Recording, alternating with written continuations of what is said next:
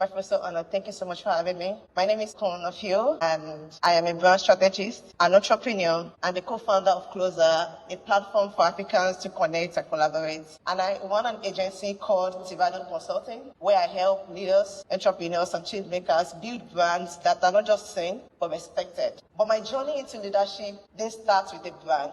It started with a blackboard. At the age of 16, I got my first job as a primary school teacher for young kids. I remember standing there on the first day and trying to act, trying to show that I belong there in front of people, young children, and I was barely older than them. That has taught me something I carry with me since that time. Leadership isn't about being the loudest in the room. It's about being the one who show up. It's about using your voice, even when no one expects you to have one. But my real foundation came from my mother, a woman of quiet strength, who raised her daughter to be strong, bold, and independent. She has always mentioned, you can't wait for the world to validate you. And she used to say to me especially, Ibukun, it doesn't matter what you do. It doesn't matter what you know. If no one knows about it, success will be harder to reach. And I know it doesn't look like it for the last 48 hours. I used to be a very introverted child. Out of all my siblings, I was always in my room. And my mother was worried that what would happen to me? Because I didn't have connection. I didn't talk to people. I didn't know anyone. So how will I connect with people? How will people know me?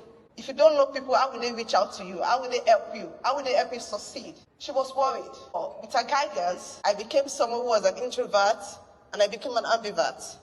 Someone who could adapt in social situations. Because here is the truth we don't always say out loud. You can have the dream.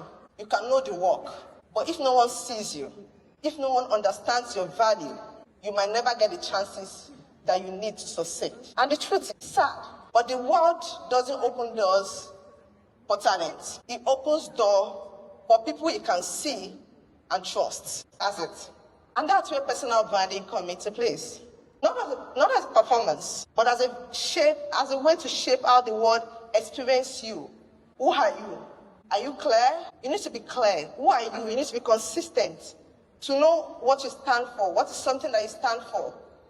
And unlike some popular opinion, visibility isn't vanity. It's a strategy.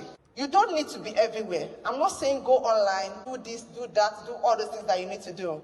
You just need to be present in the right rooms, in the right places. The right people just need to know you. So how do you do this? You need to say yes to the right rooms. You need to join the right conversations. You need to let your story talk before you enter a room. Because too often, the most qualified person isn't chosen. The most visible one is. And it's sad. Because if you're qualified, you should get it right. But you won't. Because when nobody sees you, when nobody trusts you, you won't get anywhere. Especially in the world that we live in right now. So take Mrs. Awoshika as a big example. She has always been a big example for me. She didn't build a brand through hashtag or hype. She built it through years of excellence, competence, and character. So let me ask you this. What do you want to be known for? And what's one thing you can do today to move from being invisible to undeniable? Thank you.